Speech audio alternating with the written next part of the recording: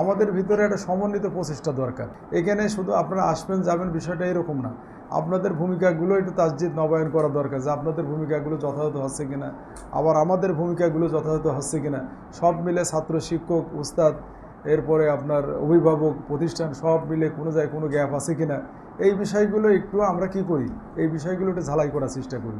এই জন্যই অভিভাবক সমাবেশে ডাকা। আপনি আসবেন, আপনি কিছু কথা শুনবেন, আপনার কিছু পরামর্শ নেব, আপনি চলে যাবেন, বিষয়টা এরকম না। আপনার আন্তরিকতার সাথে এই প্রোগ্রামগুলো অংশগ্রহণ করবেন এবং আপনার বাচ্চার বিষয়গুলো আপনি আন্তরিকভাবে যে কথাগুলো বলার দরকার, যে পরামর্শগুলো দেওয়ার দরকার, যেটা আমাদের প্রতিষ্ঠানের পক্ষ থেকে হওয়ার দরকার, সেই বিষয়গুলো খেয়াল রাখতে হবে। আমরা চাই যে আমার সন্তানরা ভালো হোক, কিন্তু আমরা নিজেরা ভালো হতে রাজি না। কিন্তু ইসলাম কি বলে বলেন তো? ইসলাম বলে, ইসলাম একেবারে আমাদেরকে নির্দেশনা দিয়েছেন যে সন্তান, বিশেষ করে সন্তান কার মতন হয়? মায়ের মতন হয়। মা যেরকম হবে সন্তান সেরকম হবে। এটা আমার কথা না, এটা রাসূলুল্লাহ সাল্লাল্লাহু আলাইহি ওয়াসাল্লামের অনেক হাদিস থেকে বোঝা যায় এবং এটা মানে এখন বৈজ্ঞানিকভাবে এটা প্রমাণিত। এই জন্য মাদের সব থেকে কী করতে হবে? মাদের সব থেকে তাদের সব দিক থেকে উন্নত হতে হবে, তাদের চিন্তা চেতনা সব কিছু উন্নত হতে হবে।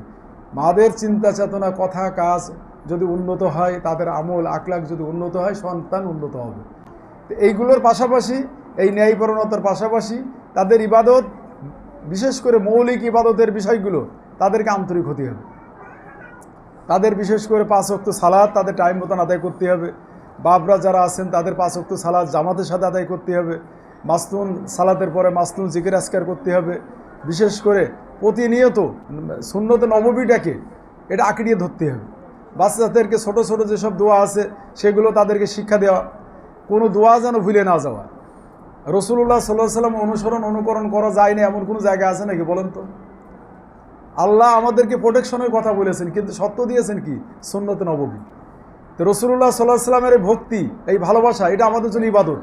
এটা নিজেদেরকে লালন করতে হবে, এটাকে ধারণ করতে হবে এবং সেটা কি করতে হবে? বাচ্চাদের ভিতরে সেটা কি করতে হবে?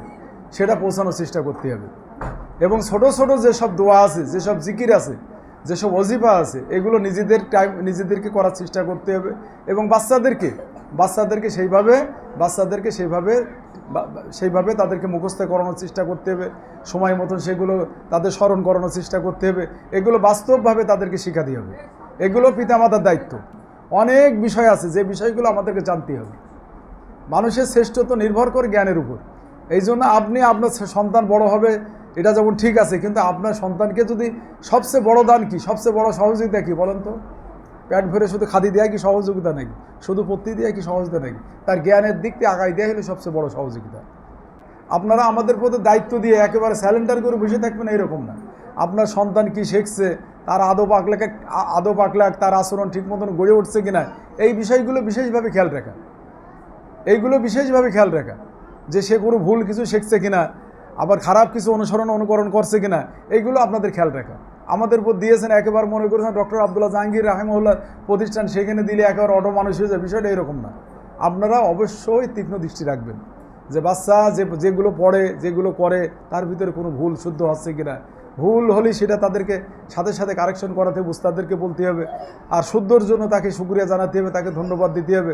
এই জন্য সন্তানদেরকে জ্ঞানী করতে হলে মা বাপকে পড়ুয়া হতে হবে। তারা যাতে বোঝে যে আমার মা বাপ সবচেয়ে বেশি প্রায়োরিটি দেয়, সবচেয়ে বেশি গুরুত্ব দেয় কি? লেখাপড়ার উপরে, পড়ালেখার উপরে। তো এই বিষয়টা তাদেরকেও বোঝাতে হবে। আপনি যখন শুধু বলবেন যে বাবা পড়ো, এটাই কাজ হবে না তেমন। আর আপনি যদি টাইম মতন পড়ার টেবিলে বসে যান, পড়তে থাকেন, দেখবেন যে এটাই তার ভিতরে বড় আসর করবে। আমরা সব বিষয়ে জানি, বলেন তো একটা জাতির শ্রেষ্ঠত্ব কিসের উপর নির্ভর করে? জানা এবং না জানা। তো এই জন্য আমি আপনাদেরকে বলবো, প্রত্যেকের বাসায় একটা মিনি অন্তত লাইব্রেরি থাকে। একটা ভালো একটা তফসিরি কিতাব থাকবে, কিছু হাদিসের কিতাব থাকবে, কিছু সিরাতের কিতাব থাকবে, কিছু ইসলামী সাহিত্য থাকবে, আদার্স দুনিয়াবি অনেক বিষয় আছে, সে বইগুলো আপনারা রাখেন। দুনিয়া অনেক বিষয় আছে যেগুলো আমাদের জানা দরকার। আমাদের জানলে কী হবে? আমাদের দুনিয়ায় চলতে সুবিধা হবে। এই জাতীয় অনেক বই আছে, সে বইগুলো আপনারা রাখবেন।